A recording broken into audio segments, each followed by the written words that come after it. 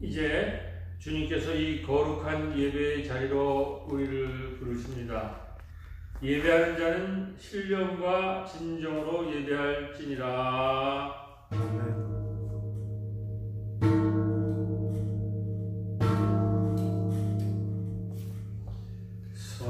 성령이여 우리 찬송 부를 때 진심으로 찬양하게 하소서. 성령이여 우리 기도드릴 때 우리 곁에 계셔 일러주소서.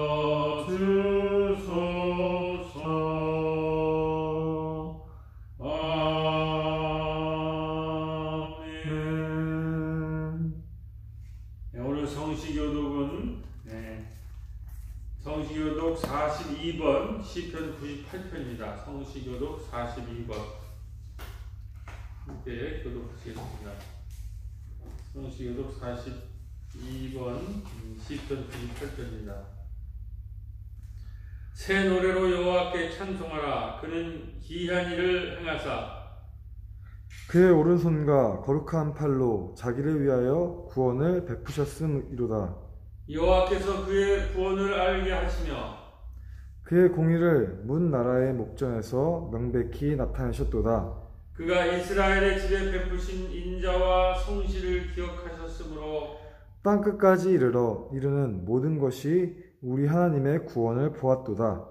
온 땅이여 여호와께 즐거이 소리칠지어다. 소리내어 즐겁게 노래하며 찬송할지어다. 수금으로 여호와를 노래하라. 수금과 음성으로 노래할지어다. 나팔과 호각 소리로 왕이신 여호와 앞에 즐겁게 소리칠지어다. 바다와 거기 충만한 것과 세계와 그 중에 거주하는 자는 다 외칠지어다. 여호와 앞에서 큰 물은 박수할지어다. 산악이 함께 즐겁게 노래할지어다. 아멘. 오늘 하나님께서 우리에게 주신 말씀은 사도행전 8장 1절로 8절 말씀입니다. 사도행전 8장 1절로 8절 말씀 함께 교독하시겠습니다. 사도행전 8장 1절로 8절 말씀. 사울은 그가 죽임 당함을 마땅히 여기더라. 그날에 예루살렘에 있는 교회에 큰 박해가 있어 사도 외에는 다 유대와 사마리아 모든 땅으로 흩어지니라. 경건한 자들이 스테판을 장사하고 위하여 크게 울더라. 사울이 교회를 잔멸할새 각 집에 들어가 남녀를 끌어다가 옥에 넘기니라. 그 흩어진 사람들이 두루 다니며 복음의 말씀을 전할새 빌립이 사마리아 성에 내려가 그리스도를 백성에게 전파하니 무리가 빌립의 말도 듣고 행하는 표적도 보고 한 마음으로 그가 하는 말을 따르더라. 많은 사람에게 붙었던 더러운 귀신들이 크게 소리를 지르며 나가고 또 많은 중풍병자와 못 걷는 사람이 나으니 다 같이 그 성에 큰 기쁨이 있더라. 아멘.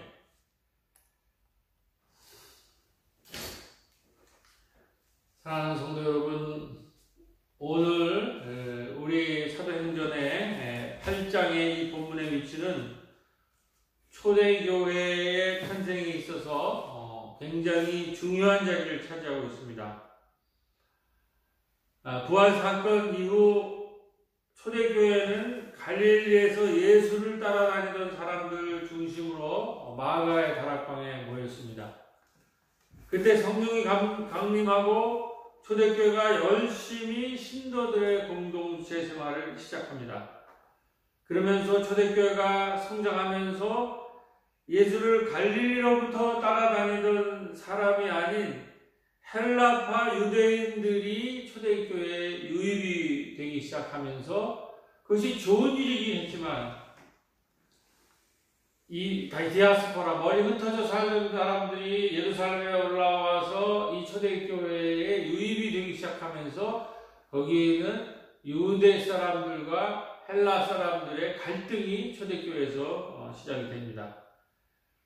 그것이 바로 6장 1절의 말씀입니다. 6장 1절 말씀을 잠깐 읽도록 하겠습니다. 그때 제자가 더 많아졌는데 헬라파 유대인들이 자기의 과부들이 매일의 구제에 빠짐으로 히브리파 사람을 원망하니, 교인들이 늘어난 것은 좋았는데 헬라파 사람들의 과부들이 구제에서 빠지니까 헬라파 사람들이 이 히브리파 사람들을 원망하는 거죠. 이 소식을 들은 사도들이 아주 중요한 결정을 내립니다. 6장 2절 말씀입니다. 12사도가 모든 제자를 불러서 이르되 우리가 하나님의 말씀을 제쳐놓고 접대를 일삼는 것은 마땅치 아니하니, 형제들아 너희 가운데서 성령과 지혜가 충만하여 칭찬받는 사람 7을 택하라. 우리가 이 일을 그들에게 맡기고. 이렇게 구제하고 교회 살림을 하는데 문제가 생기니까 사도들의 12사도가 모여서 무슨 얘기를 하냐면, 우리는 기도하고 말씀을 전하는 일에 집중할 테니까 교회인들 안에서 성령과 지혜가 충만한 사람들을 7을 뽑아서 그들에게 살림과 구제와 돌봄의 사역을 맡기자. 이렇게 해서 세워진 것이 사도행전 6절에 7 집사라고 하는 집사들이 세워지고, 이것이 초대교회에 아직도 우리가 가지고 있는 집사 제도의 탄생인 것입니다. 자, 이렇게 초대교회 갈등을 없애고 집사라는 분들을 세워서 교회 안에 살림살이, 구제하는 일, 그리고 공동체를 돌보는 일들을 그들에게 이제 맡기고, 초대교회 사도행전 8장에 이르자 여기는 또 다른 문제가 일어났습니다. 사도행전 8장 1절 2절 말씀을 읽어보겠습니다. 같이. 사울은 그가 죽임당함을 마땅히 여기더라. 그날에 예루살렘에 있는 교회에 큰 박해가 있어 사도 외에는 다 유대와 사마리아 모든 땅으로 흩어지니라. 이 헬라파 집사님들이 교회에 이제 살림살이도 맡고 돌봄도 맡고 가난한 사람들을 구제하는 일을 이제 맡았는데, 그 중 7 집사 중에서 제일 수장적인 스테판 집사와 이 유대인들의 회당과의 큰 논쟁이 일어났습니다. 이 스테판 집사는 유대 회당은 회당 안으로 모여서 그 건물에서 예배 드리는 것이 중심이 된 종교예요. 유대교는 회당이라고 하는 것은. 근데 이 7 집사 중에서 스테판 집사는 건물 중심의 이러한 교회론을 갖는 것이 아니라 건물을 넘어서 역사하시는 성령 중심의 이러한 교회론을 가진 그런 사람들이에요. 이 헬라파 집사들은. 근데 이 두 그룹이 크게 부딪혔을 때 이 지혜와 성령이 충만한 스테판 집사의 그 지혜에 당하지 못하자 이 회당의 유대교 사람들이 스테판 집사를 박해해가지고 스테판 집사를 돌로 쳐서 순교를 당하게 합니다. 이렇게 유대교 회당에 의해서 초대교회가 박해를 받자 초대교회의 7 집사를 중심으로 하는 사도들은 예루살렘에 남았지만 헬라파 7 집사를 중심으로 해서 이제 박해를 피해서 흩어지기 시작하면서 복음이 이제 예루살렘과 온 유다와 사마리아 곳곳에 흩어져 나가기 시작합니다. 이것이 바로 성령의 역사였던 것입니다. 그런데 오늘 이 헬라파 집사님들이 건물 중심으로 모이던 회당의 박해를 받고 성령을 따라서 예루살렘과 유다와 사마리아로 흩어져 나가는 이 역사가 바로 오늘 이 코로나 사태에 우리 한국교회가, 우리 전세계 교회가 직면하고 있는 그 문제에 아주 중요한 열쇠를 쥐고 있는 그런 본문이라고 할 수가 있어요. 이것이 오늘 코로나 국면에서 굉장히 중요한 본문의 말씀이다. 그래서 오늘 저희들이 이걸 선택해서 이 코로나 국면에 우리가 예배라고 하는 것이 뭐고, 우리 신앙이 어떤 식으로 코로나 국면 이후에 전개되어야 할 것인가를 오늘 이 본문이 잘 우리에게 가르쳐 주고 있다, 그런 말씀입니다. 우리 코로나 사태가 일어나자 우리 교회의 예배가 굉장히 큰 혼란을 겪었습니다. 특별히 우리 개신교가. 우리 개신교 신앙의 전통에서는 예배라고 하는 것은 개인과 개교회를 중심으로 한 그러한 예배와 예배 신앙을 가졌었습니다. 우리 예배라는 것은 반드시 성전 안에서 모이는 시간에 정확하게 모여서 예배를 드리는 것이 중심이 됐고, 그것을 나름대로 굉장히 성실하게 잘 지킨 그런 신앙을 갖고 있었습니다. 그런데 코로나 국면이 와서 예배당에 모일 수 없게 됐을 때 거기엔 여러 가지 의견들이 생기기 시작했습니다. 그 의견들이 자칫 갈등으로까지 번지기도 했습니다.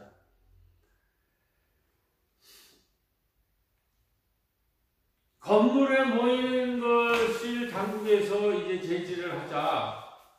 그동안 건물 중심으로 신앙을 가졌던 일부 교회에서는 거기에 대해서 반발을 하고, 우리는 정부가 건물에 모이지 말라고 해도 우리는 건물에 모여서 우리의 신앙을 지키겠다, 이렇게 하면서 건물에서 그 예배를 드리는 것을 강행하는 교회들이 나타나기 시작했다, 이런 말씀입니다. 물론 다는 아니고 일부가 그랬다는 거예요. 그런데 이러한 우리가 건물 중심의 신앙이라고 하는 것은 우리의 예배라는 것이 우리 개인들만을 위해서, 우리 개교회만을 위해서 있다고 하는 개인주의적인 신앙을 벗어나지 못한 한계를 갖고 있음을 이번 코로나 국면에 역력하게 드러났어요. 이단 사이비와 같은 이런 집단들은 이제 코로나 사태 때 큰 사회적 무리를 일으켰듯이 우리 개신교 교회들이 나의 신앙을 지키기 위해서 그 교회에 모였을 때 많은 사람들에게 전염의 가능성이 있음에도 불구하고 자기의 신앙은 개인적이고 건물 중심으로 여겼을 때 우리가 건물에서 모이는 신앙을 공공의 이익을 위해서 포기하지를 못했다는 거죠.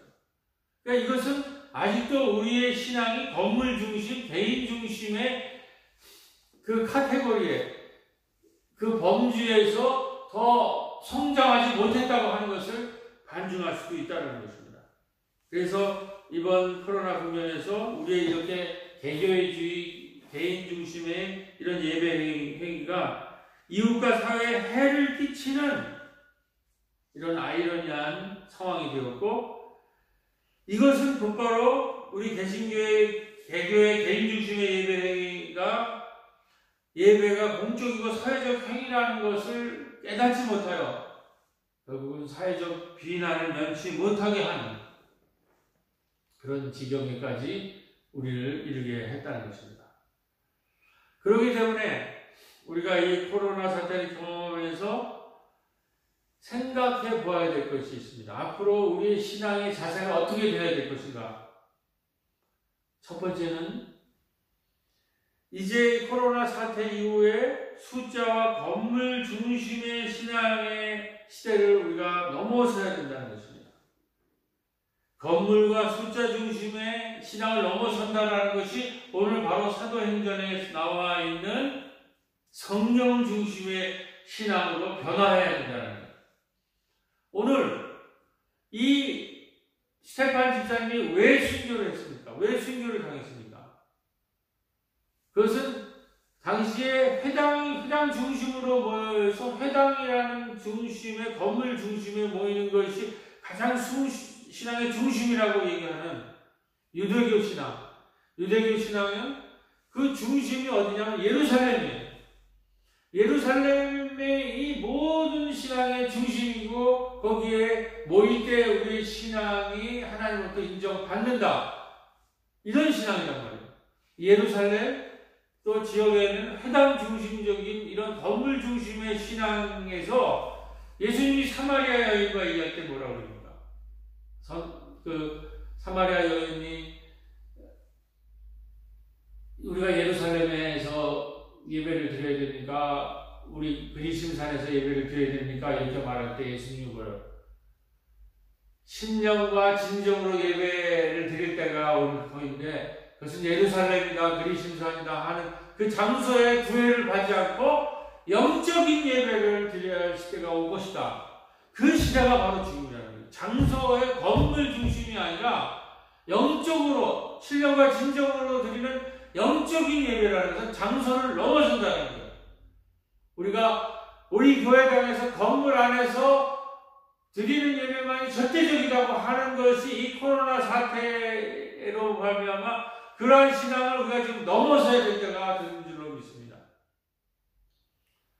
그런 건물을 넘어서서 온라인으로도 예배 드릴 수가 있고 또 여러 공간에서도 예배 드릴 수 있는 새로운 시대가 우리들 가운데 지금 오고 있는 거예요. 그것을 바로 성령의 시대라고 얘기하는 거고 초대교회 헬라파 집사님들이 그런 신앙을 가져서 그들은 예루살렘에서 박해를 받고 쫓겨나면서 오히려 그런 신앙을 가졌을 때에 예루살렘과 온 유다와 사마리아 땅끝까지 복음이 전파되었는 줄로 믿습니다. 건물 안에 갇히지 않고 이 성령의 신앙을 가졌기 때문에 이 복음이 확산되고 증폭돼서 전 세계로 뻗어져 나갔다는 거예요.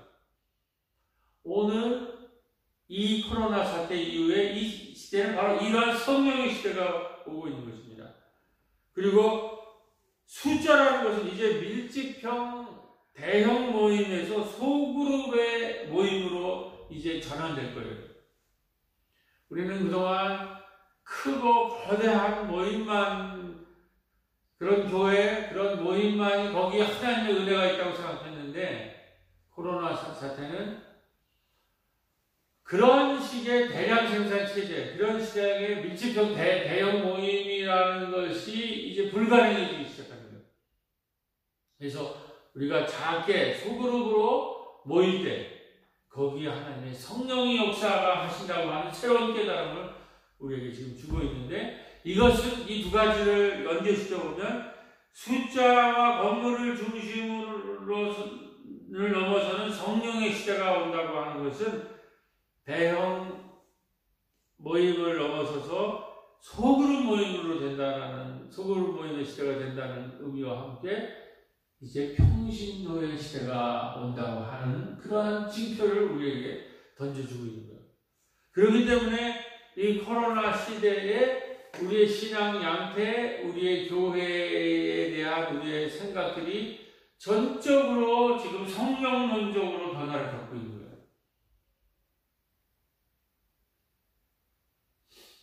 그래서 오늘은 우리가 이 초대교회의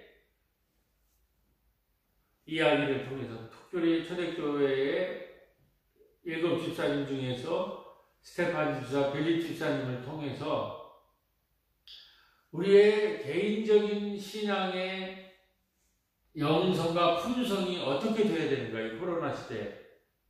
또 다른 한편으로는 우리의 사회적인 영성, 지역과 마을에서 우리가 가져야 될 사회적인 영성과 품성의 모습은 어떻게 되어야 될 것인가 하는 것을 함께 나누려고 하는 것입니다. 우선 우리가 코로나 시대 이후에 품어야 될 개인적인 영성과 품성의 말씀을 나누기 위해서 먼저 사도 바울이 로마서 12장 10절로 12절에 우리에게 전해진 말씀을 잠깐 먼저 읽어보도록 하겠습니다. 형제를 사랑하여 서로 우애하고 존경하기를 서로 먼저 하며 부지런하여 게으르지 말고 열심을 품고 주를 섬기라. 소망 중에 즐거워하며 환난 중에 참으며 기도에 항상 힘쓰며 성도들의 쓸 것을 공급하며 손 대접하기를 힘쓰라. 지금 우리가 코로나라는 환난을 당했을 때 이 사도 바울의 이러한 로마서의 말씀은 얼마나 덕이 되고 은혜가 되는 줄 모르겠습니다.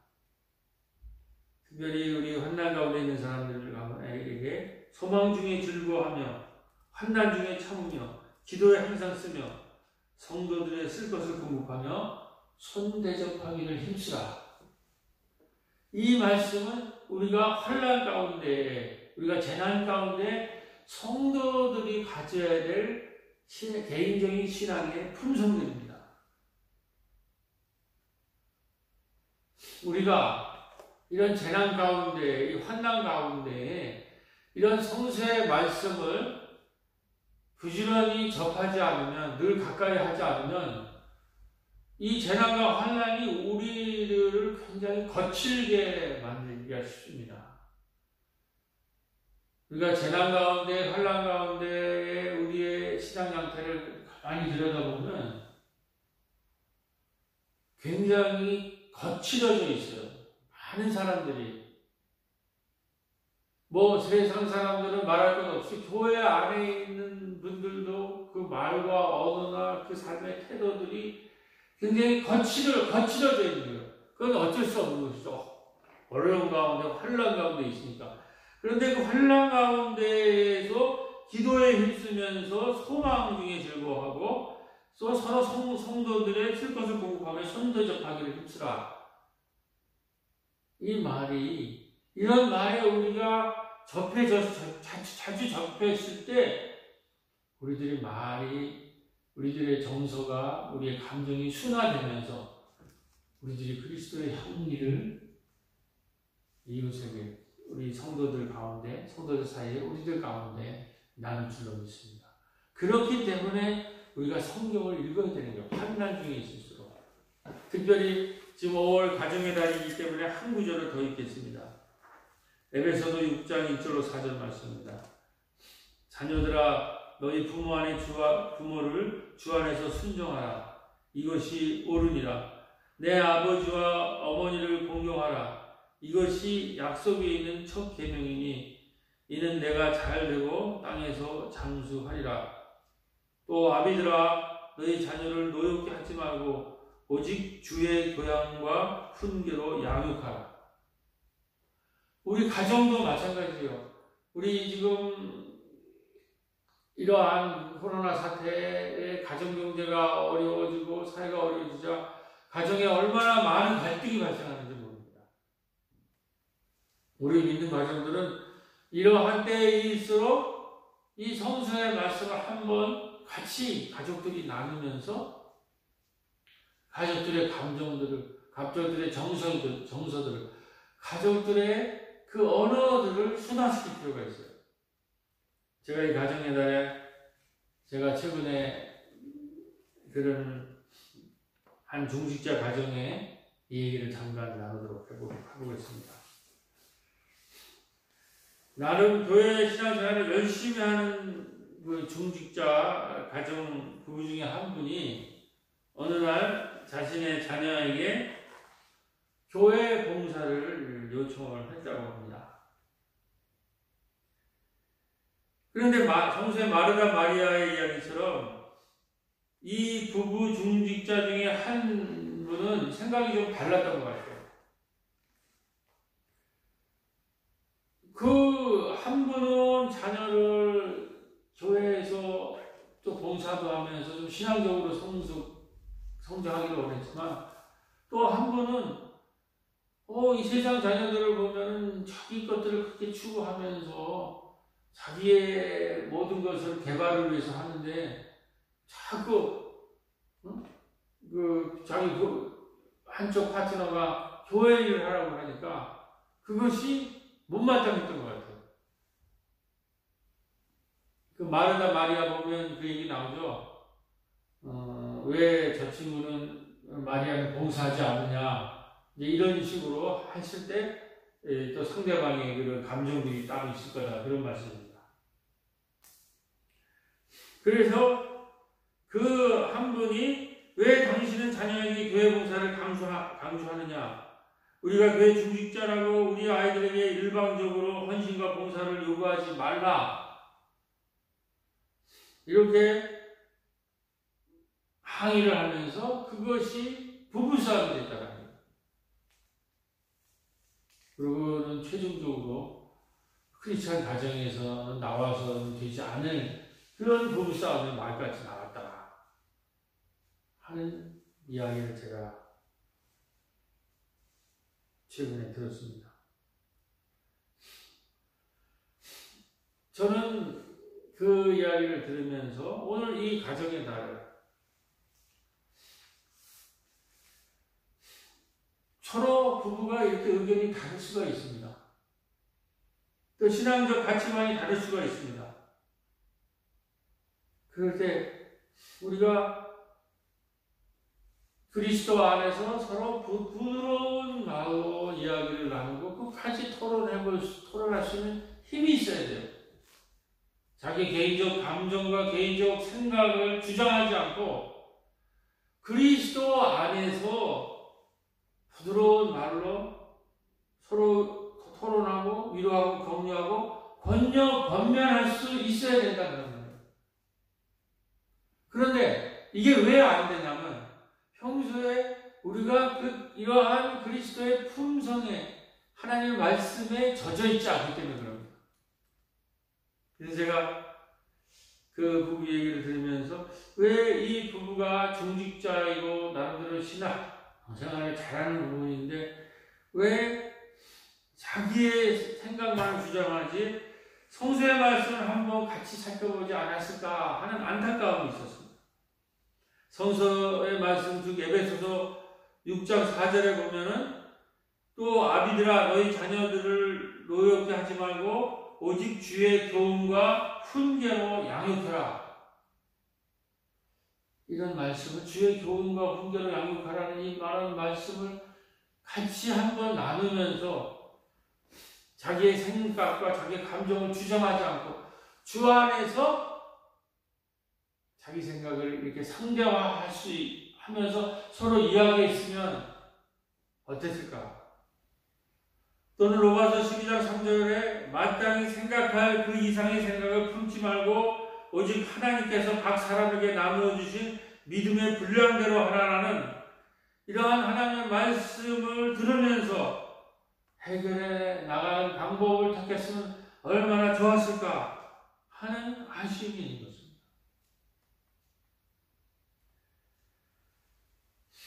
오늘 우리 가정도 우리 신앙인들도 극단적인 개인주의에 갇혀서 각 가정과 부부와 교회 성소 이전에 모든 것을 개인의 감정과 생각의 기준으로 선택하면서 하기 시작하면서 가정과 교회와 공동체를 파괴시킬 수 있다고 하는 그것을 우리가 명심을 해야 됩니다.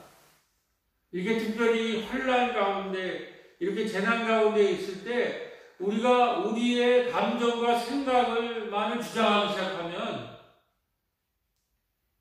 이런 극단적인 개인주의를 우리가 제어하지 못하면 우리 가정과 우리 교회와 우리 사회를 파괴시킬 수가 있다는 거예요. 그런 지금 개인들이 너무 많이 속출하는 거예요. 그리고 그것을 감당할 수가 없어요. 이 재난 가운데. 그렇기 때문에 우리는 어떻게 해야 됩니까? 특히 평신도의 시대에 왔다고 하는 이 시대에 우리는 어떻게 우리의 개인적인 신앙을 성장시키고 그 개인적인 영성과 품성을 우리가 함양해야 되겠습니다. 코로나 이후 우리 교회는 개인의 세계에 갇혀있는 성도들에게 개인과 가족을 넘어선 친밀한 언어로 하나님의 말씀으로 그 개인의 세계에 갇혀있는 성도들을 새로운 세계로 초대할 필요가 있습니다. 이러한 개인과 가족을 넘어선 하나님의 세계로 우리 이웃과 우리 교우들을 초대할 때 가장 효율적인 방법은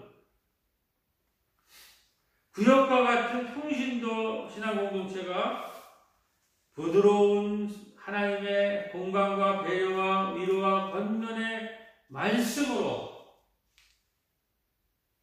우리 성도들을 터치할 때, 그리고 그들에게 돌봄을 제공하는 순간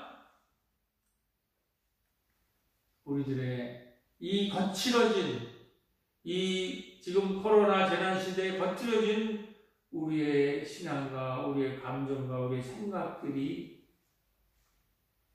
치료가 될 줄로 믿습니다. 지금 많은 상담학자, 많은 선교학자들이 물론 교회의 사도들이나 목회자도 이런 기능을 해야 되겠죠. 근데 여기에 한계가 있다는 거예요. 더 중요한 것은 평신도의 시대에 소그룹으로 나눠져서 그 소그룹들이 늘 이런 하나님의 말씀에 비추어서 자기의 개인적인 감정과 생각들을 부드럽게 순화시키고, 그리고 그러한 돌봄을 통해서 자기들이 하나님과 함께 있다고 하는 그런 돌봄의 영성으로 스스로를 치료해 나가는 공동체, 이러한 스스로를 치료해 나가는 작은 영성 공동체가 오늘 지금 이런 재난의 시기에 가장 필요하다. 이렇게 입을 모아서 얘기를 하고 있습니다.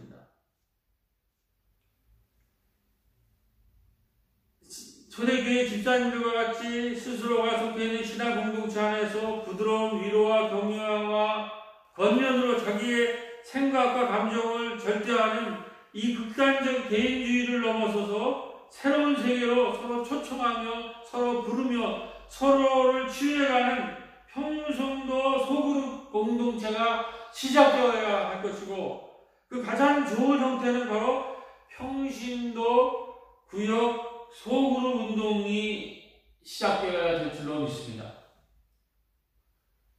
평신도의 구역을 중심으로 한 평신도의 소그룹 운동, 스스로들이 스스로를 치료하는 이러한 것이 교회와 마을 단위에서 소그룹 운동이 일어나지 않는 한 누구도 이 극단적인 개인적인 우리의 삶의 스타일을 취해 나갈 수가 없다는 거예요. 아무도 위에서 이렇게 해라 저렇게 해라고 해도 말을 들을 수가 없어요.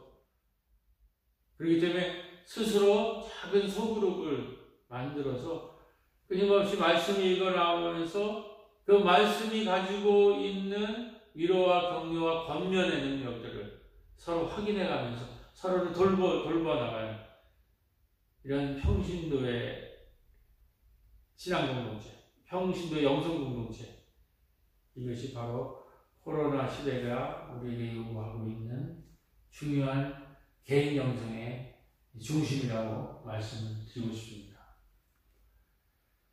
두 번째로 우리가 배워야 할 초대교회의 집사님들의 영성은 사회적 영성과 품성들입니다.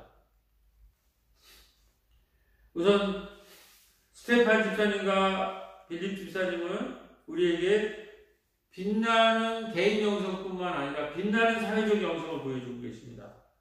우선 스테판 집사님은 유대교 회당 사람들과 논쟁을 했는데 성령이 충만해서 건물 중심의 회당 사람들의 낡은 신앙들이 감당할 수 없을 만큼 지식과 지혜와 영성이 충만해서 그 낡은 신앙을 제압할 수가 있었다는 거예요. 그래서 이 사람들이 이 스테판 집사님을 당하지 못해서 결국 그를 돌로 돌팔매로 쳐서 순교를 당했지만 이 헬라파 집사님들이 애도를 하면서 박해를 피해서 사마리아와 오니다와 사마리아 땅끝까지 퍼져나가면서 초대교회라는 새로운 회당을 넘어서는, 건물을 넘어서는 새로운 신앙 공동체를 탄생시켰다는 것입니다. 스테판 집사님이 순교를 당하고 박해를 당하자마자 바로 사마리아 땅으로 가서 그 지역의 전체를 전도하고 또 그 지역을 잘 돌봐서 사도행전 8절에 그 성에 큰 기쁨이 있더라고 하는 사마리아 전도를 완성시킨 집사님이 바로 빌립 집사님입니다.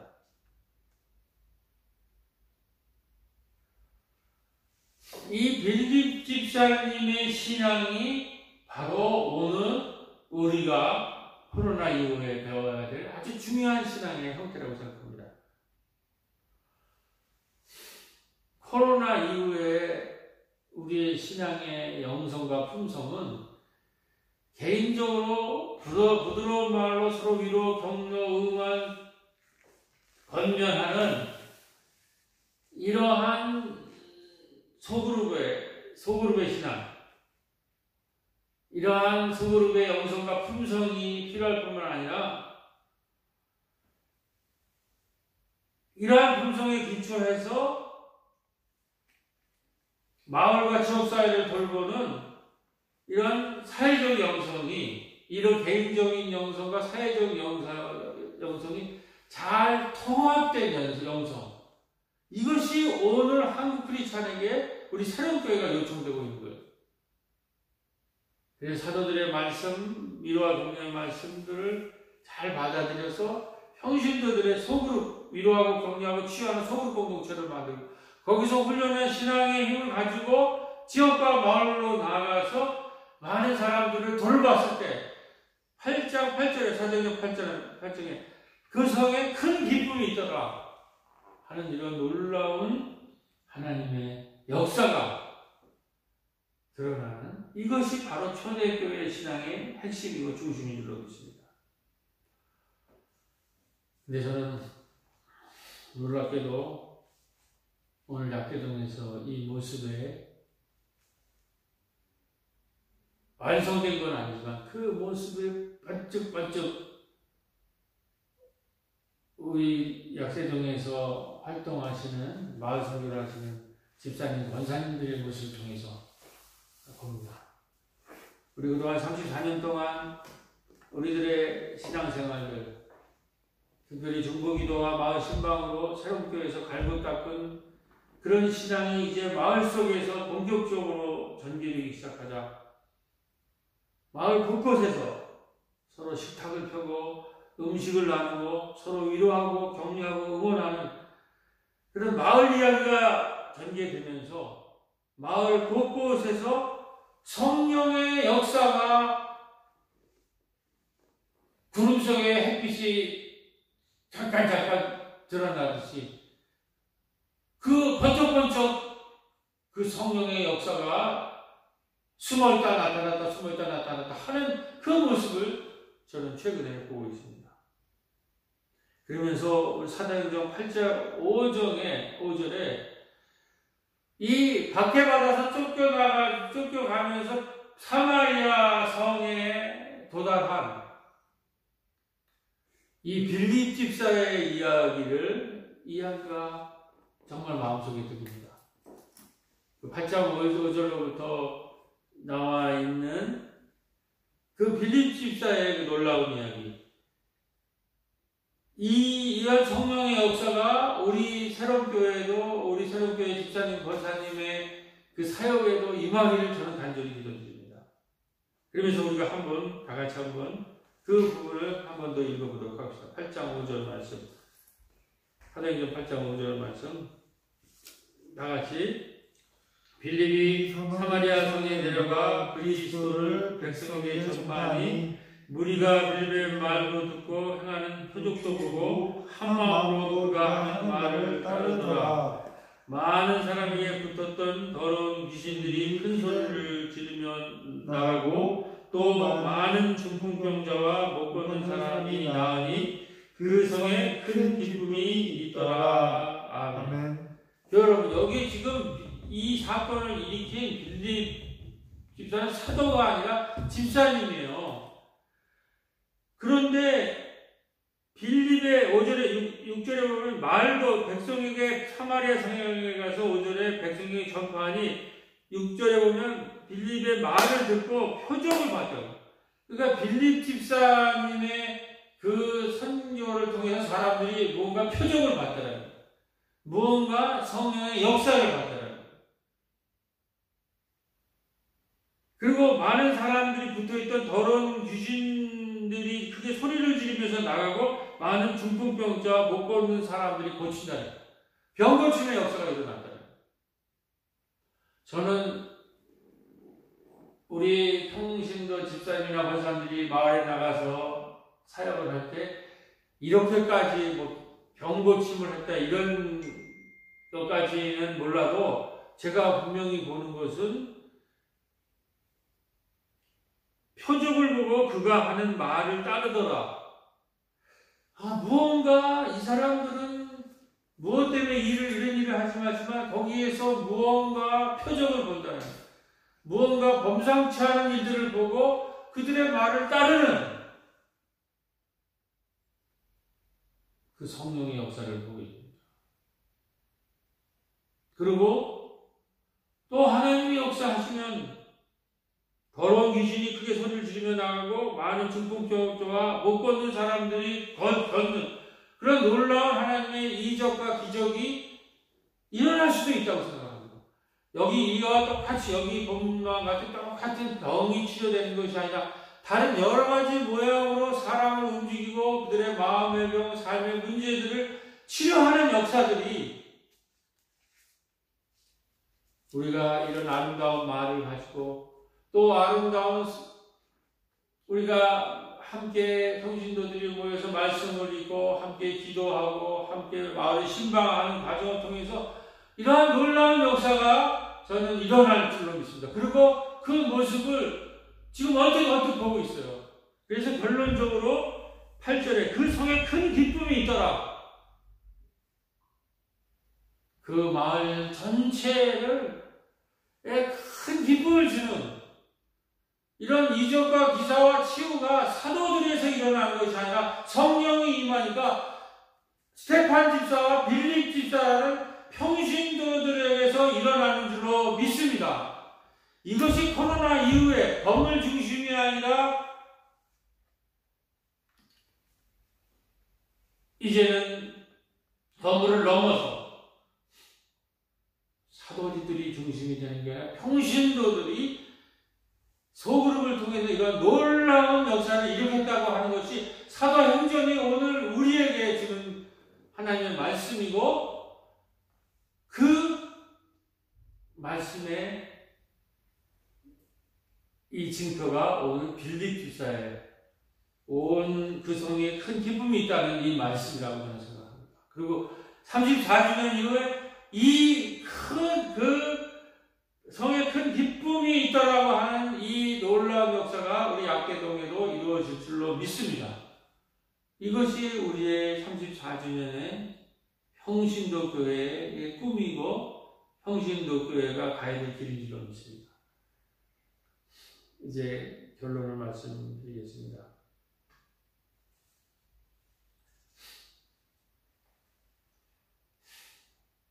여러분, 이제 코로나 이후 우리는 너무 밀접하게 연결이 돼가지고 한 사람이 전염병에 걸려서 클럽을 자유롭게 돌아다니면 학교의 문을 닫아야 할 정도로 우리는 밀접한 상황에 삽니다.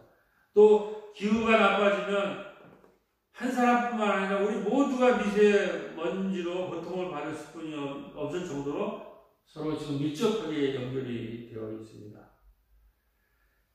코로나는 오히려 더 이상 나만 자유롭게 살겠다는 각자 도생적 삶을 불가능하게 만들었습니다. 그리고 그동안 우리가 살아왔던 극단적인 각자 도생식 생활 방식을 한순간에 해체시켰습니다. 우리는 더 이상 극단적인 경쟁주의, 극단적인 개인주의, 극단적인 각자 도생적인 삶으로는 더 이상 코로나 이후를 살아갈 수가 없습니다. 코로나는 우리로 하여금 이제 함께 살며 서로 협동하면서 살며 서로 소통하면서 살며 서로 위로하고 격려하고 건면하는 공동체를 이루며 살라는 것을 강조하고 있는 거예요. 성서가 우리 기독교가 우리에게 늘 가르치는 것이 무엇이냐면 바로 이러한 삶이에요. 이러한 삶을 코로나가 지금 우리에게 너무 극단적으로 개인 중심으로 살아왔던 개인적으로 각자적으로 살아왔던 우리에게 지금 강제하고 있는 거예요. 그렇기 때문에 우리로서는 큰 크리스찬으로서 우리 신앙인으로서는 큰 기회가 온 것입니다. 그렇기 때문에 지금 코로나 사태는 우리 신앙생활과 삶의 모습에 기존의 습관적인 신앙생활의 변화를 촉구하며 대전환을 향한 임계점을 앞당기고 있는 상황입니다. 이제 초대교회 사도들의 개인 영성과 사회적 영성을 통합해 나가면서 온 성에 사마리아 성에 큰 기쁨을 주었다고 하는 이 빌립 집사의 이런 새로운 신앙과 새로운 신앙을 우리가 닮아가면서 이제 새로운 일상을 준비하시는 새롭게 교회 여러분들이 다 되시기를 주님의 이름으로 간절히 기도드립니다. 잠깐 기도하시겠습니다. 주님, 초대교회의 사도들의 모습과 집사님들의 모습을 봅니다. 건물을 넘어서서 개인 신앙을 잘 다지면서 그들의 말씀을 읽으면서 그들의 가슴을 부드러운 위로와 공명과 격려와 응원의 말로 늘 소통하는 그들의 개인적 신앙의 영성과 품성을 보며 또 한편으로는 지역과 마을로 나가서 그들이 그렇게 개인 교회 안에서 소그룹으로 훈련했던 그 모습을 가지고 즐겨 밥상을 펴며 위로하고 격려하고